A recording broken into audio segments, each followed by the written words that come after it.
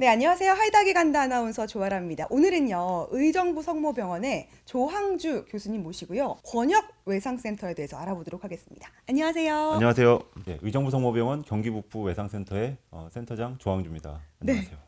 그 권역 외상센터를 저희가 네. 다루려고 하는데요. 권역 외상센터라고 하니까요. 사실 네. 이름이 어렵잖아요. 저는 그러니까- 응급실하고 뭐가 다른지를 모르겠어요. 사실 응급실이면 우리가 굉장히 친숙한 이름이고 권역 응급의료센터 하면 좀 어렵잖아요. 네. 그것처럼 사실은 응급실, 외상센터 이 정도로 딱 간단하게 분류하면 좋을 것 같아요. 근데 권역 외상센터 하니까 굉장히 뭐 연구하는 데 같기도 하고 그러면 그런데 우리 그냥 외상센터라고 외상센터로. 할까요? 외상센터. 네. 오케이. 외상센터. 네, 외상센터. 외상센터를 왜 만들어야 되는지, 응급실에서 그런 환자들을 처치할 수 없는 건지 굳이 외상센터를 만든 이유는 뭘까요? 응급실이라고 하면 우리가 뭐 많이 보는 뭐 맹장 아니면은 뭐 심근경색, 뇌졸중. 그러니까 갑자기 가다가 배가 아파. 네, 그럼 응급실. 119 불러서. 근데 누구한테 막 맞았는데 배가 아파. 그러면은 외상센터.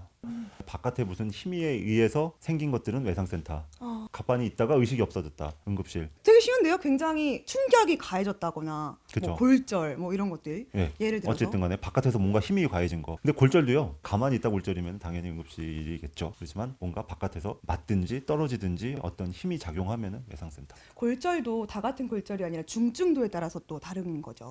만약에 이 손가락 같은 데가 골절이 됐다고 하면은 그냥 응급실 가셔도 되겠죠. 왜냐하면은 그거는 뭐 목숨이 왔다 갔다 하는 건 아니고 외상센터라는 거는 사실 우리의 최종 목표는 생존율, 살아야 되는데 손가락이라든가 뭐 아니면은 발가락, 뭐 발목 이런 데는 사실 돌아가시는 거랑은 관계가 없으니까 네. 그런 데는 특별하게 뭐 외상센터에 힘이 필요가 없겠지만은 전신적으로 아예 다 부러졌다. 아니면은 뭐 굉장히 그 피가 많이 나는 뼈가 부러졌다. 그런 경우에는 당연히 외상센터. 예를 들어서 어떤 환자분을 받으셨어요?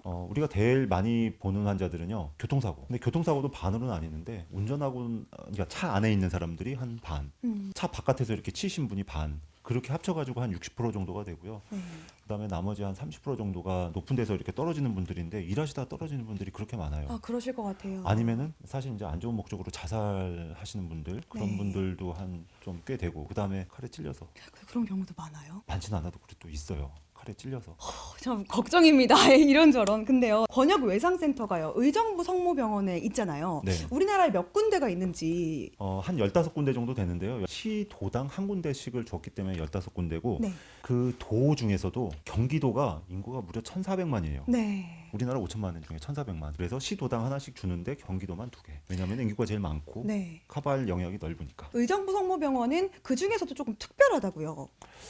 우리나라 외상 외과는 아마 우리 쪽에서 아마 제일 먼저 생겼을 거예요. 과 독립적으로. 네. 독립적으로 생긴 게 2011년도에 대부분의 병원들은 외상센터가 먼저 생기고 왜냐하면 외상센터라는 거는 정부 사업이니까 네. 그다음에 외상센터를 지정을 받았으니까 외상외과라는 과가 있으면 좋겠다 해서 나중에 만들었는데 우리는 외상외과라는 거를 정부 사업하고 관계없이 먼저 운영을 하고 있다가 정부랑 관계없이요? 네, 운영을 하고 있다가 그다음에 이제 나중에 이제 권역 외상센터를 받아서 그 다음에 했기 때문에 사실 순서는 역전돼 있지만 좋은 거죠. 권역 외상센터가 거기에 이제 상주하시는 분들, 교수님 포함해서 인력이 좀 충분하지 않다는 얘기를 많이 들었어요. 자원하시는 분들이 많을까요? 사실 외상센터의 이미지라고 딱 얘기하면은 사람들이 어떤 이미지냐면은 잠 못 자고 밥 잘 못 먹고 맨날 라면 먹고. 라면 먹고 그렇죠. 근데 어쩔 때는 점심 때 갑자기 밥 먹다가 불려 나가고 저녁 먹으려고 때 불려 나가고 점심 저녁 다 굶게 되는데 그런 경우도 물론 있는데 옛날에 그래서 그런 이미지들 때문에 사실 죄송합니다. 저도 그런 이미지에 한 몫을 조금은 한 것 같아요. 네. 또 이제 이렇게 방송에서 보여준 이미지들이 있으니까. 네, 맞아요. 그래서 우리 선배님들이 야, 그렇게 힘들게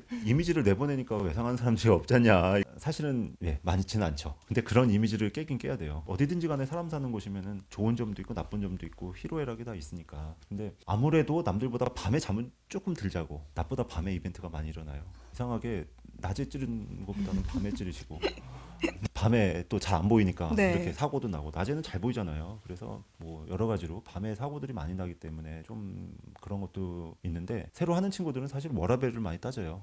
여기는 지금 현재 사람이 없잖아요. 근데 사람이 계속 늘어나다 보면은 결국에는 다 이렇게 여기도 사람 사는 좋은 사회가 되지 않을까 싶은데 처음에 이제 그렇게 늘어나기까지가 어려운 것 같아요. 네. 지금 거기에 늘어나고 있는 대해서 중입니다. 많은 분들이 인식도 많이 바뀌어야 되겠고 사실 문화도 많이 바뀌어야 되겠고 이런 영상들을 많이 만들어서 콘텐츠를 그러니까 많은 좋습니다. 분들에게 사실 네. 알려드리는 게 좋을 것 같습니다. 그런데요, 이렇게 지역에 위치한 권역 외상센터의 중요성이 무엇인지 궁금합니다. 사실은 그렇게 많다면 많고 적다면 적을 수가 있잖아요. 15개라는 게. 그렇죠. 사실은 우리나라가 네. 인구가 5천만에서 한 15개 정도 되면은 한 300만 명이나 400만 명 정도를 커버하겠네요. 한 센터가. 네, 그걸 다 커버할 수 있는 인력들이 참 부족하잖아요, 사실. 그렇죠.